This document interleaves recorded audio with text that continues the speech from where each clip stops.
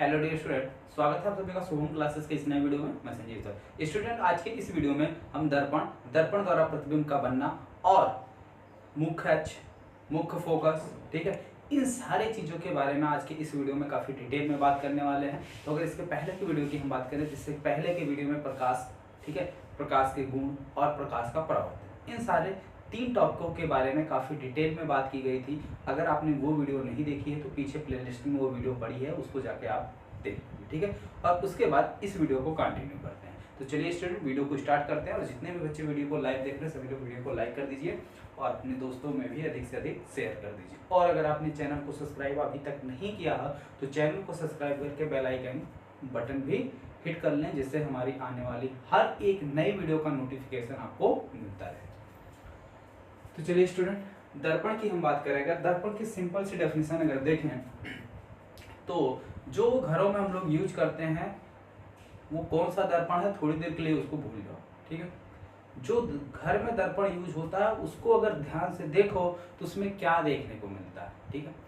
उसमें देखने को मिलता है कि एक साइड वो पेंट किया हुआ होता है, एक साइड क्या हुआ था, पॉलिश किया होता है, और दूसरी साइड क्या, काफी चमकदार होती है, ठीक है।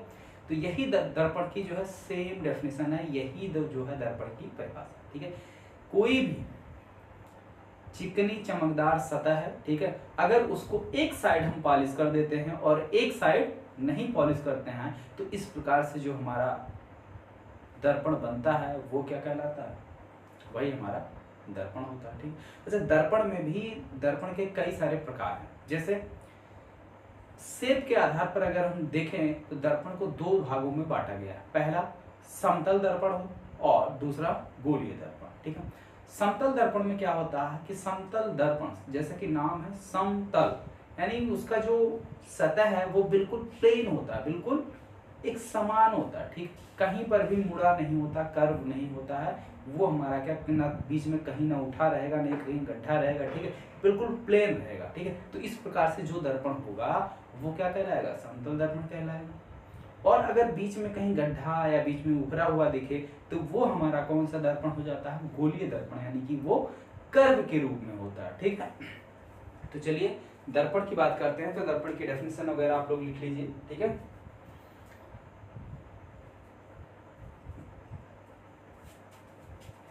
यदि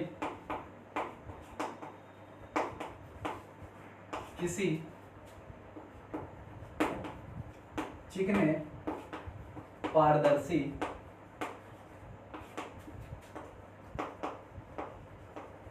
माध्यम के एक साइड को, ठीक है, माध्यम के एक सतह को पॉलिश कर दिया जाए, पॉलिश कर दिया जाए तथा दूसरा सतह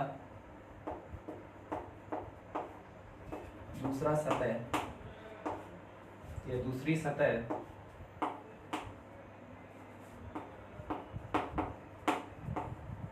परावर्तक पृष्ठ के रूप में कार्य करती है, परावर्तक पृष्ठ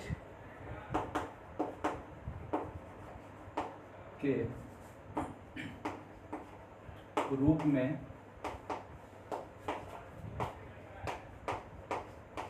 कार्य करती है, दर्पण कहलाता है, ठीक है। दर्पण कहलाती है। ये क्यों लिखा गया, पारदर्शी माध्यम। अगर उसके पॉलिश को हम क्या करें, मिटा दें, खुरुच किया, कैसे भी करके जो है उसकी पॉलिश को जो है हटा दिया जाए तो एक साइड से दूसरे साइड पे अगर देखा जाए तो आर पार दिखाई देता है। क्या होता है, आर पार दिखाई देता है। यही पारदर्शी माध्यम। और कल भी जो है माध्यम के बारे में हमने बात किया था, ठीक है।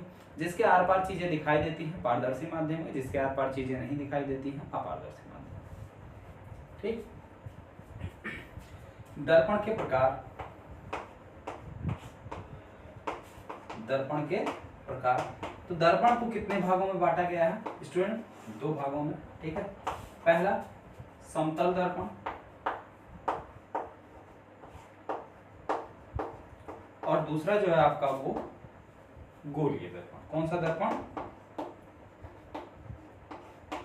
गोलीय दर्पण। ठीक है, तो दो भागों में बांटा गया और इस गोलीय दर्पण को भी दो भागों में बांटा गया। कितने? दो भागों में। ठीक है, एक उत्तल दर्पण, ठीक है, और दूसरा जो है अवतल दर्पण।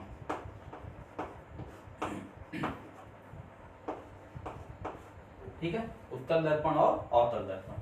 तो दर्पण को जो है बेसिकली दो भागों में डिवाइड किया गया है और गोलीय दर्पण को भी दो भागों में डिवाइड किया गया है। तो अगर हम समतल दर्पण की पहचान की बात करें, कैसे पता करोगे कि ये समतल दर्पण है या समतल दर्पण की क्या डेफिनेशन है, तो अभी भी हमने बताया कि समतल दर्पण में क्या होता है, जो उसका परावर्तक पृष्ठ है या जिस पृष्ठ पर हम पॉलिश करते हैं, दोनों पृष्ठ बिल्कुल क्या होते हैं, प्लेन होते हैं, यानी बिल्कुल कहीं पर ना उभरा हुआ रहेगा और ना ही कहीं पर उसमें बीच में गड्ढे रहेंगे या ना कहीं धसा हुआ रहेगा, ना धसा हुआ रहेगा ना उभरा रहेगा, बिल्कुल प्लेन रहेगा, समतल रहता है। ठीक है, तो वो हमारा क्या कहलाता है, समतल दर्पण कहलाता है।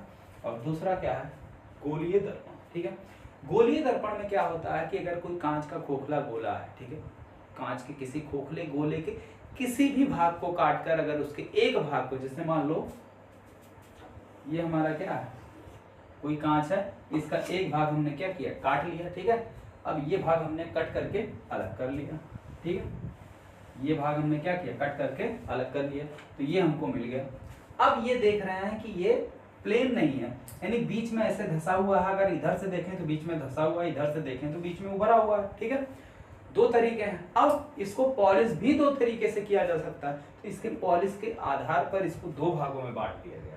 ठीक है, अगर इसके गहरे हुए भाग को पॉलिश कर दिया जाता है तब कौन सा, उत्तल दर्पण बनता है, और अगर इसके उभरे हुए भाग को पॉलिश कर दिया जाता है तब कौन सा दर्पण बनता है, अवतल दर्पण बनता है। ठीक है, तो पहचान या फर्क समझ में आया उत्तल दर्पण और अवतल दर्पण में। जब किसी कांच के खोखले गोले के गहरे हुए भाग पर, यानी धंसे हुए भाग, यानी इस साइड पेंट किया जाता है, ठीक है, गहरे हुए भाग पर पेंट किया जाता है, तो इस प्रकार से प्राप्त दर्पण क्या कहलाता है, उत्तल दर्पण कहलाता है। और यहीं पे जब इसके उभरे हुए भाग पर पॉलिश किया जाता है, यानी इस भाग पर अगर हम पॉलिश करते हैं तो इस प्रकार से जो हमारा दर्पण बन रहा है, ये कौन सा दर्पण हो जाएगा, अवतल दर्पण। ठीक है, तो पहचान दोनों में समझ में आई। चलिए अब बात करते हैं दर्पण के मुख्य फोकस, प्रिंसिपल एक्सिस यानी कि मुख्य अक्ष, ठीक है, और फोकस दूरी, वक्रता त्रिज्या, ध्रुव, ये सब चीजें क्या हैं, क्योंकि प्रतिबिंब बनाने के लिए ये सारी चीजों का जानना जो है बेहद जरूरी है। बिना इसके आप प्रतिबिंब का किरण आरेख ड्रा नहीं कर पाएंगे। ठीक है, तो काफी चीजें इंपॉर्टेंट है, इसको ध्यान से देखिएगा। एक एक लाइन की परिभाषा है, ठीक है, कॉपी पेन उठा लीजिए और परिभाषा लिखते भी चलिए। तो सबसे पहले आप लिखिए, हेडिंग डालिए ध्रुव। ठीक है, दर्पण का ध्रुव। तो दर्पण के मध्यबिंदु को दर्पण का ध्रुव कहते हैं, सिंपल सी परिभाषा है। तो ध्रुव वाले लाइन में लिख जाइए कि दर्पण के मध्य बिंदु को दर्पण का ध्रुव कहते हैं। ठीक है, पहले क्या हेडिंग है, ठीक है, तो दर्पण के मध्य बिंदु को दर्पण का ध्रुव कहते हैं। इसे P से प्रदर्शित करते हैं, किससे, इसे P से प्रदर्शित करते हैं।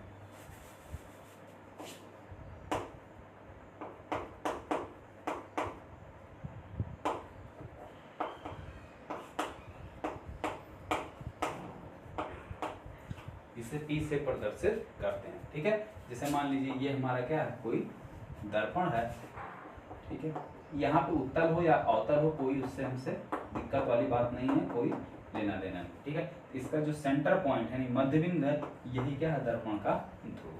ठीक है, अब दूसरा चीज, दर्पण का केंद्र। ठीक है, दर्पण का केंद्र या जिसे आप वक्रता केंद्र बोलते हैं। दूसरा हेडिंग डालिए, वक्रता केंद्र।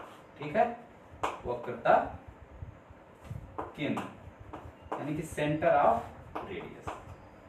ठीक है, सेंटर ऑफ कर्वेचर। ठीक है, वक्रता केंद्र, सेंटर ऑफ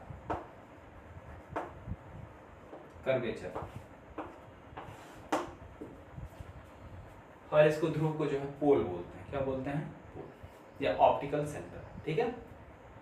नहीं, ऑप्टिकल सेंटर तो लेंस में बोलेंगे, यहाँ पे पोल ही होगा, ठीक है। देखो वक्रता केंद्र, ये जो हमारा गोलीय दर्पण है ये क्या है, किसी न किसी गोले का भाग होता है, यानी किसी गोले का कटा हुआ पार्ट है, ठीक है।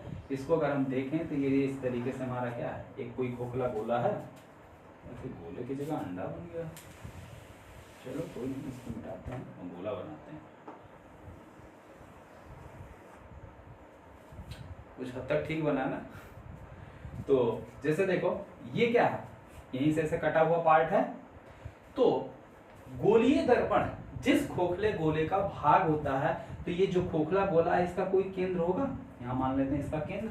तो जो इस गोले का केंद्र होगा वही इसका भी तो केंद्र होगा, ठीक है, वही इसका भी केंद्र होगा। तो गोलीय दर्पण जिस खोखले गोले का भाग होता है उस गोले के केंद्र को दर्पण का वक्रता केंद्र कहते हैं। ऐसा क्लियर हुआ। और इसे जो है C से प्रदर्शित करते हैं, किससे, C से। तो लिखिए परिभाषा, गोलीय दर्पण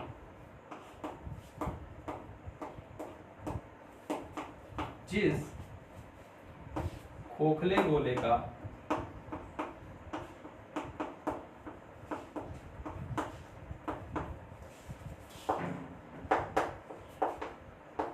भाग होता है उस गोले के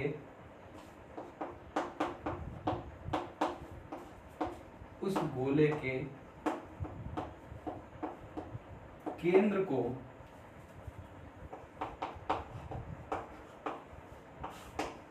गोलीय दर्पण का वक्रता केंद्र कहते हैं।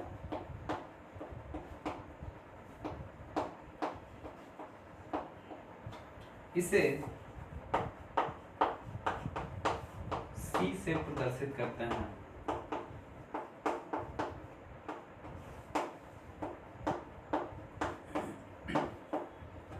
ठीक है, इसे C से प्रदर्शित करते हैं। ठीक, यहां तक बात समझ में आ गई। तीसरी हेडिंग डालिए आप, वक्रता त्रिज्या। वक्रता त्रिज्या, ठीक है, यानी कि radius of curvature. Radius of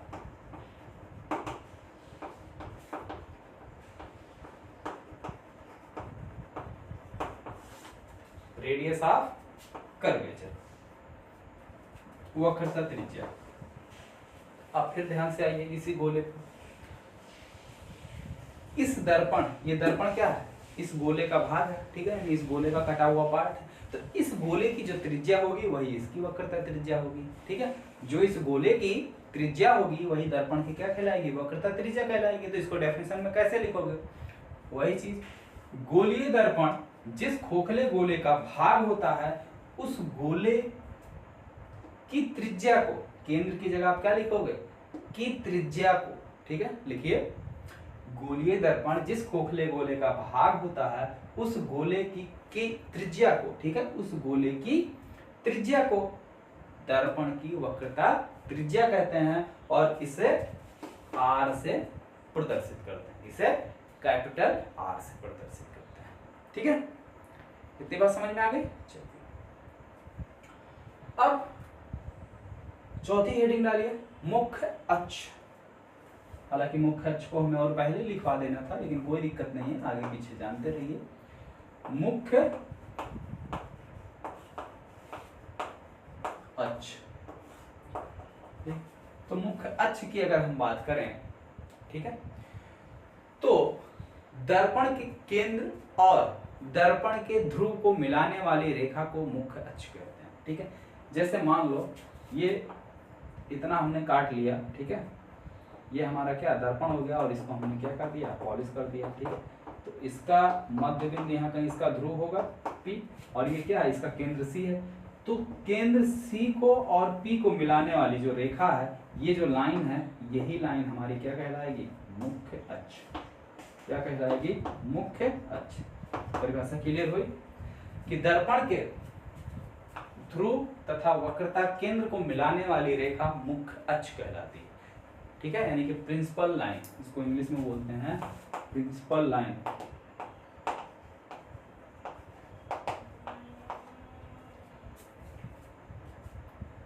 कोई डाउट नहीं ना, परिभाषा एकदम क्लियर, लिख लिए। चलिए नेक्स्ट देखिए, अगली परिभाषा है मुख्य फोकस। ठीक है, मुख्य फोकस किसे कहते हैं या फोकस किसे कहते हैं, ठीक है, दर्पण की फोकस। तो हेडिंग डालिए मुख्य फोकस। पांचवा,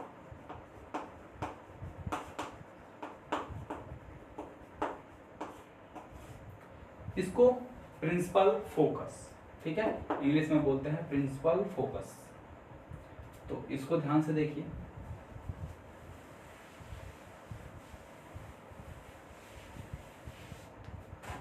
जैसे ये क्या है, हमारा एक दर्पण गोलीय, ठीक है, ये गोलीय दर्पण है और इस दर्पण का ध्रुव है, दर्पण का सेंटर मान लेते हैं यहाँ कहीं है।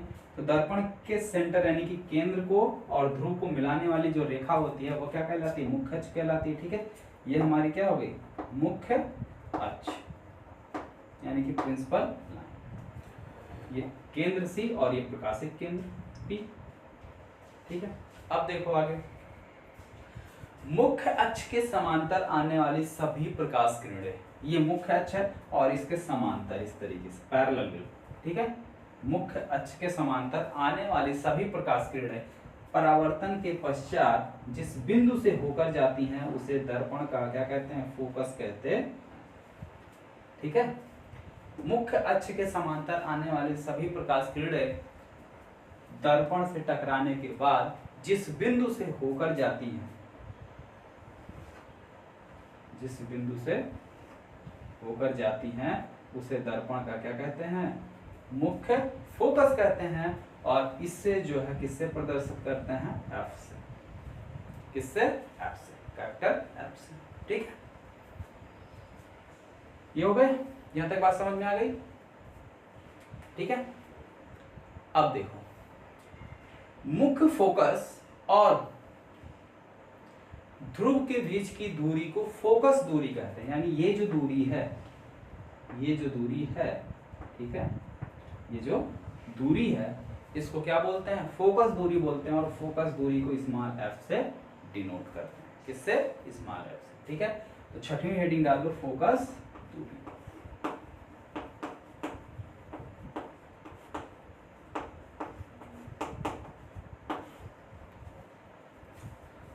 मुख्य फोकस और ध्रुव के बीच की दूरी को फोकस दूरी कहते हैं। ठीक है, और एक चीज, फोकस दूरी तथा वक्रता त्रिज्या में एक संबंध भी है। ठीक है, और वो संबंध क्या है उसको कल मैं प्रूफ करवाऊंगा। वक्रता त्रिज्या जो है वो फोकस दूरी का 2 गुना होता है। ये सी है, यहां से लेके यहां तक की डिस्टेंस क्या कहलाती है, वक्रता त्रिज्या यानी वक्रता केंद्र। ठीक है, वक्रता केंद्र और ध्रुव के बीच की दूरी को वक्रता त्रिज्या कहते हैं। ठीक, हालांकि वक्रता त्रिज्या डेफिनेशन कुछ अलग, वक्रता त्रिज्या की डेफिनेशन रेडियस ऑफ कर्वेचर जो कैपिटल आर है, यानी यहां से लेके यहां तक की जो दूरी है वो भी क्या होती है, कैपिटल आर होती है। ठीक है, और वक्रता त्रिज्या जो है फोकस दूरी का 2 गुना होता है। ठीक है, यानी कि r = 2f। ये रिलेशन है किसमें, वक्रता त्रिज्या तथा फोकस दूरी में संबंध है। इसको कल प्रूफ करवाया जाएगा। ठीक है, और कुछ चीजें हैं, प्रतिबिंब बनने के नियम। तो प्रतिबिंब बनने का नियम है, प्रतिबिंब बनने के 2 नियम हैं, दोनों काफी ज्यादा इंपॉर्टेंट है, इसको याद रखिएगा। ठीक है, इसी पे हम बता दे रहे हैं। पहला रूल तो यह है कि मुख्य अक्ष के समांतर आने वाली सभी प्रकाश किरणें परावर्तन के पश्चात कहां से होकर जाती है, मुख्य फोकस से जाती है, पहला रूल। दूसरा रूल यह है कि वक्रता त्रिज्या यानी कि वक्रता केंद्र से होकर जाने वाली लाइन, ये वक्रता केंद्र से होकर जाने वाली लाइन। ठीक है, तो वक्रता केंद्र से होकर जाने वाली लाइन या वक्रता केंद्र से होकर जाने वाली प्रकाश किरण परावर्तन के पश्चात अपने ही मार्ग पर वापस लौट जाती है। कहाँ लौट जाती है, अपने ही मार्ग पर वापस लौट जाती है। ये दूसरा नियम है। ठीक है, तीसरा नियम यह है कि अगर दर्पण से कोई प्रकाश किरण डायरेक्ट आकर टकराती है तो जिस एंगल पर टकराती है उसी एंगल पर फिर वापस लौट जाती है। ठीक है, ये एंगल है तो इसी एंगल पर वापस लौट जाती है, ठीक है, जिसे बोलते हैं आपतन कोण I बराबर परावर्तन कोण R। तो ये तीन जो है परावर्तन के नियम थे, ठीक है, सॉरी प्रतिबिंब बनने के नियम थे। ये तीनों नियम आपको याद होने चाहिए, जिससे प्रतिबिंब बनने का नियम यानी कि किरण आरेख जब हम ड्रा करें तो वहां पे कोई कंफ्यूजन ना हो। ये ना सोचना रहे कि ये वाली लाइन परावर्तन के पश्चात कहाँ से जाएगी, ठीक है। यही तीन नियम है जो डिसाइड करती है कि कौन सी लाइन कहाँ जाएगी, और लाइन ऑटोमेटिक एक दूसरे को कट करेंगी, जहाँ पे कट करेंगी वहीं पर प्रतिबिंब बन जाएगा, ठीक है। इसमें कोई बहुत बड़ा रॉकेट साइंस नहीं है, काफ़ी इजी है अगर यहाँ तक आप चीज़ें समझ गए हैं तो। और अगर नहीं समझे हैं तो जहाँ आपको समझ में ना आया हो वो अपना टॉपिक कमेंट बॉक्स में या कमेंट सेक्शन में आप टाइप करके पूछ सकते हैं। कल जो है प्रतिबिंब बनने के नियम, ठीक है, या प्रतिबिंब बनना, उसको समझाने से पहले आपके डाउट को क्लियर कर दीजिएगा। ओके स्टूडेंट, तो यहाँ तक चीज़ें सबको समझ में आ गई। आई होप सभी लोगों को वीडियो पसंद आई होगी, सभी लोग वीडियो को लाइक कर दीजिए और अपने दोस्तों में भी अधिक से अधिक शेयर कर दीजिए। ओके स्टूडेंट, मिलते हैं फिर नेक्स्ट वीडियो में। Thank you.